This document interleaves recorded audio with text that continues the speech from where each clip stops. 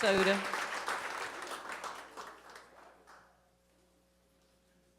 Oh, such a purity in the prayer this morning. What a fantastic prayer that was. Thank you, Noah. And a purity in the song. And then here I am.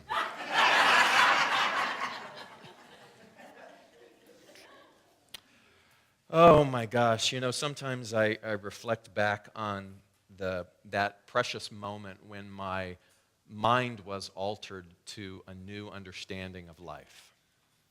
Um, Maybe you can reflect upon that moment where you had a paradigm shift of perhaps what you were taught religion was, or God was, or life was, and you saw a different impact or a different way. And sometimes I forget how altering that was, and the tools that it equips me, and hopefully that it equips you to be able to look at and to face the world and to listen to and to watch events that seem just unconscionable, and for us to be able to look past that and to hopefully find and grasp some meaning. And that was this week, and I'm sure for you as well, as we look at how we have instantaneous news. And in the instantaneous news, we get to observe pretty constantly what has been termed man's inhumanity to man. And as we look at that, and as we try to grasp that, and as we take this particular philosophy that tells us that in everything and in all circumstance without exception, there is divine order. And to be able to reconcile that with man's inhumanity to man, and to be able to find and to search within us why. Why is this? It is to look at the illustration of humankind and to really begin to see that somehow, some way, there must be a very deep sleep that transpires within individuals. And all of us have been deeply asleep at times. And I will confess that there are times when I go back to sleep. The poet Rumi said, "Don't go back to sleep." And yet we can measure that by moments of remembering the truth, the divinity of who we are, and then moments of forgetfulness, where we forget that and we fall prey to sort of a knee-jerk reaction to things that are going on in the world of form. And so it's the forgetfulness of the divine self. And perhaps that's why you and I keep coming back. Perhaps that's why this path that we call our spiritual path, we understand is an ongoing, lifelong, infinite path. There is no final destination, because we are told that that which is divine is infinite in nature, and so there is never a way or a time where we will fully unclothe the infinite nature of all that is God. And yet you and I continue to walk on this path.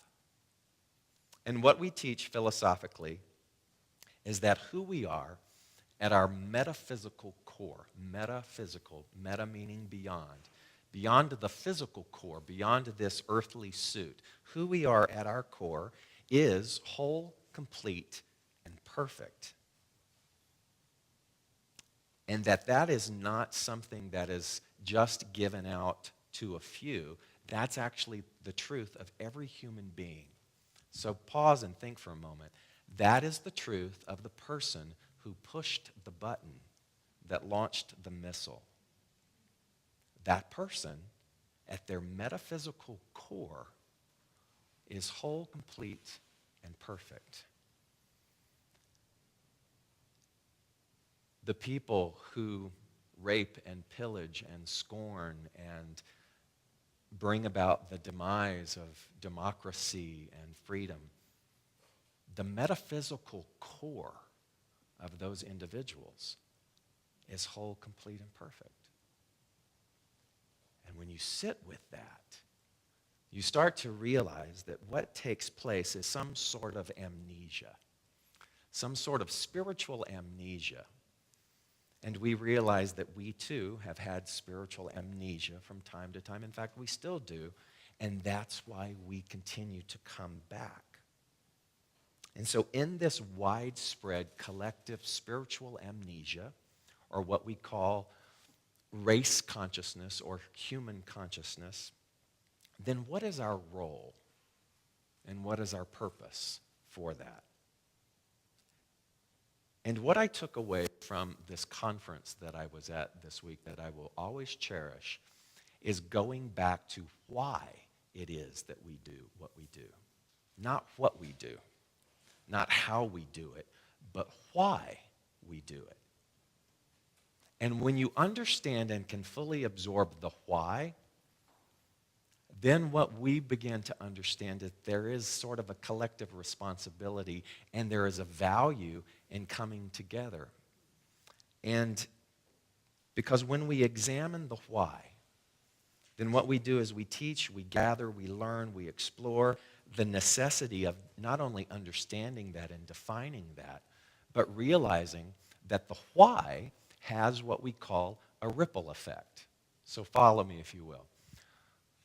We do this. We gather together. We talk about spiritual principles. We remind one another of our metaphysical core. You hear that at some level, at the level of your willingness. You then go out into your world and you hopefully live from that. In living from that, you influence the people around you. And in influencing the people around you, they too begin to question, to wake up a little bit from their own spiritual amnesia. And that ripple effect continues and continues and continues. And what we don't see is how far-reaching that ripple effect actually is. And what if in your own personal responsibility of waking up spiritually, of staying awake as much as possible, you have an influence on someone who has an influence on someone who has an influence on someone who might push a button someday. And in the influence of that, you in that moment become a part of the solution of reawakening all of humanity to their spiritual core, their truth. And that, if you've forgotten, is our vision and our mission for Spiritual Living Center of Atlanta, reawakening all to their spiritual magnificence. And so there are many times that we forget and we think of ourselves as insignificant. We sit here sometimes and we think, well, what does it matter if I embrace these particular principles for myself? Really, what good will it do? But what you don't see on a metaphysical plane of energy is the ripple effect that each of us has, the collective tipping point that moves our population, our worldview, to one that is more in alignment with oneness. And when that happens, we are less likely inclined to look at someone as separate from us and to be so willing to push a button. Did you follow that? And that's the why. That's why we do what we do. All of the other bells and whistles and programs and gathering together in community, all of that stuff is great. It's fun. It's a part of the form of what we do. But the why we do it is the thing that will always be the flame that cannot be extinguished. And so we talk about the why from a community perspective, but we also get to look at the why from a personal perspective. Why does it matter that you stay awake spiritually? Why does that matter? Because if you can step back from a moment and release yourself from the myopic view of your own day-to-day life, you will see that everyone and everything is the same. We learned a story this week that I thought was just so fascinating that I wanted to share with you today. And it was this. Most people don't know about Samuel Pierpont Langley. Anybody know Samuel Pierpont Langley? Well, Samuel Pierpont Langley, back in the beginning of the 20th century, early 20th century, was at the forefront of the pursuit of man-made flight, the aviation craze. In fact, in the beginning of the 1900s, the aviation craze was sort of like the dot-com industry. Everybody was in on it. Everybody wanted to know. Everybody was fascinated about how to make this happen. And everyone was trying it. And Samuel Pierpont Langley had what we assume to be, or what we call the recipe for success. He was given funding by the War Department to figure out this thing, this flying machine. So money was no problem for him. He held a seat at Harvard. He worked at the Smithsonian. He was extremely well connected, and he knew all of the big minds and all of the influential people of that day. He hired the best minds that money could buy, and he was followed around by the New York Times, who documented every single step, every quote, everything that ever uttered came out of his mouth, because everyone was assured that Samuel Pierpont Langley was going to be the guy. Everyone was rooting for Langley. So why is it that you've never heard of Samuel Pierpont Langley until today? And so a few hundred miles away in Dayton, Ohio, there were these two guys, Orville and Wilbur Wright. They had none of what we consider to be the recipe for success. They had nothing. They had no money. They were financing their dream from their bicycle shop proceeds. Not a single person on the Wright brothers' team had a college education, including the Wright brothers. And the New York Times followed them around nowhere. And so the difference was that Orville and Wilbur were driven by a cause, a belief. They believed that if they could figure out this thing, this flying machine contraption, that it had the possibility to change the course of the world. Samuel Pierpont Langley was different. He wanted to be rich, and he wanted to be famous. And he was solely in pursuit of the result. So the people who worked for the Wright brothers believed in their dream, and they worked for them and with them with their blood, their sweat, and their tears. They tell these stories about how when the Wright brothers would go out daily, that they would take the equivalent of 5 sets of repair kits, because that's how many times they would crash during the day before supper. And then eventually, on December the 17th, 1903, the Wright brothers took flight, and no one was there to experience it except them and their small little dedicated crew.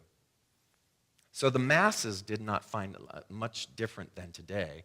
The masses did not find out about this until a few days later. And further proof then that Langley was motivated by what we would call the wrong thing. The moment that he found out that the Wright brothers had took flight, he quit.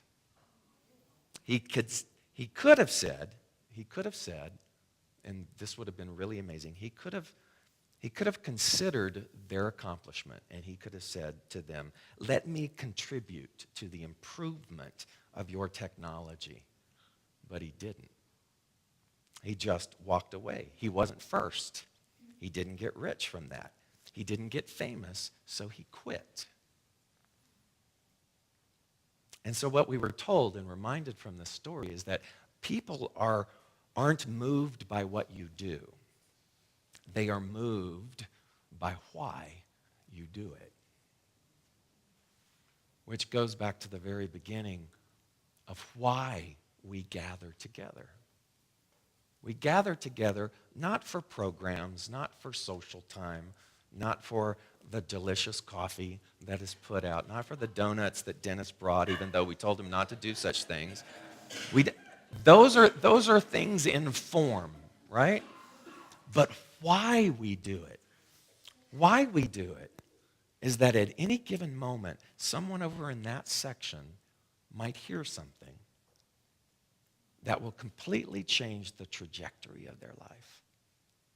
And they will go out and they will influence somebody that they will come in contact with, or somebody here, or somebody here, or somebody here. And it is in the knowing of that infinite possibility that there is a ripple effect. And that this philosophy then doesn't just get locked within the confines of this wall, and that once service is over, everyone goes back to their spiritual amnesia and goes about their business. But it's that something on a very profound level nestles in and reawakens the seed within us. And we go about and we take the responsibility. We take the responsibility of proving that which we hear. So it was very ironic, I thought, this week that they would share this story with us, and then we would look at the circumstances of what happened on the Malaysian air flight. It all has to do with aviation, right? And so it's a perfect example. It's a perfect example of how something can be born into form, can be created, co-created by infinite knowledge. And even that thing that was destined by the Wright brothers to change the course of all of our lives can be used in man's inhumanity to man. And so you start to see that everything has two ends of the spectrum. And so we have the opportunity to wake up and to love, and we have the opportunity to stay asleep and to feel separate. And so in this I can, I will, I do, what I thought about that was that in the I can, it's that I can reawaken and I can remember the truth of who and what I am. I can reawaken and I can remember the truth of who and what I am. There was that scripture in the Bible that said, I can do all things through Christ, which strengthened me. And if you understand the Hebrew definition of Christ, it is the anointed one. And what we teach is that everyone is an anointed one. Everyone is an example of the living Christ. So I can do all things through the anointed one, or the anointed self within me. I can do all things. And when we understand that and hold on to that, then we realize that there is no separation. Years and years and years ago, one of the presidents of our organization, his name is David Walker, and he said, what would the world be like that as we were watching the news, if they said that there was a drive-by, instead of saying there was a drive-by shooting at XYZ last night, our newscasters would say something along the lines of, one of us shot another of us last night. And we would begin to see the connection of our oneness. And in the style of Thich Nhat Hanh, the Vietnamese monk, Mother Teresa, and all other great teachers, we would say things like, I am Palestinian, I am Israeli, I am a child seeking asylum. I am an angry, frightened person seeing my country being invaded by strangers. I am a homeless person. I am a corporate CEO holding my assets in foreign banks. I am everyone and no one. I am learning to have empathy for those whose fears are so great that they only see one side of a story that is so complex that it actually has no sides. And the I can is realizing that I can do all things to eliminate that separation because I, you, all are the anointed one. I will. I can. I will. I will is that in my reawakening, I make a decision to become more of my true nature, rather than living a life wearing a mask of falsity. What is a mask of falsity? Claiming or thinking to be anything other than my true nature, claiming to be separate than others, imprisoned in my own special interest, rather than recognizing our oneness. And then I do is I begin the journey. I begin the journey back to myself, one conscious intention at a time. And as I embark upon the doing, what do I carry with me? I carry my why. My why. Everything that we do is in challenging our separate, asleep nature so that we send you out into the world as the divine example of remembering. So as I was writing down, well, what does SLCA do? What is our why? These are the things that I came up with. Everything that we do is challenging our separate, asleep nature so that we send you out into the world as the divine example of remembering. Why? Why? Because there is full faith that you are a part of the solution. Everything that we do is in assisting you to live from courage and be willing to trust that you do have what it takes within you to make a difference in this world. Why? Why? Because it is our job to remind one another of who and what we are. And it takes courage. It takes courage to lay down the story of why you were damaged. It takes courage to lay down the way in which you observed your family dynamic and how they lived. It takes courage for you to break out of some conformity and to re-own your purpose. Everything that we do is in relentlessly reminding you that you have a responsibility in this world to shine your light, to behave boldly, to allow yourself to experience the wholeness that exists, to prove the principles of infinite plenitude, to embrace your brothers and sisters, for indeed we are each other's keepers because we are each other. Why? Why? Because I have come to realize and to understand why you are here. Not in this room, but on this planet. And you know why I know that? Because I know why I'm here. And it's the same thing. I know that I am here to be a vessel, to be an instrument by which an infinite download of good can express in the world. And the cool thing about that is if it's an infinite download of good, then I'm the one that gets to determine the quantity of that good as it downloads itself through me. And so there's no reason in the world for me to withhold. And so if you are in our Super Soul Summer group, you are in for a fantastic discussion this week. Because in the book, The Untethered Soul, this week, it talks about infinite energy. It talks about the fact that inside of us is a portal. The author, Michael Singer, associates that portal as the heart.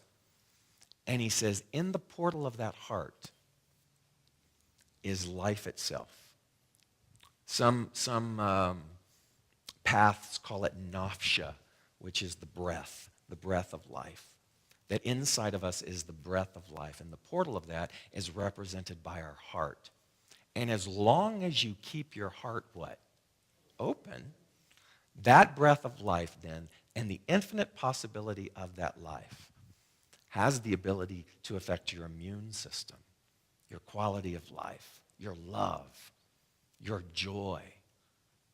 It has the quality to dismantle anything that is a negative illusion of the truth of who you are. It just dissolves it when you leave the portal of your heart open. It's so simple that if anything then causes you to close your heart, then everything that I just listed stops. So the quality of our life, the capability of dis-ease and discord and disharmony has the ability to take on a life itself. So what's the solution? Always keep what? Your heart open. Always keep your heart open. And you go, oh, okay, I got that. And then you walk right out and somebody says something to you. And you go, oh, okay, I just forgot. I go, wow. And somebody says, wow, you look really good today. Wow. And somebody says, man, learn how to park. And then you go and somebody says, let me buy you lunch. Wow. And then you go and you turn on the news. And so what's the goal? Always, is that even possible?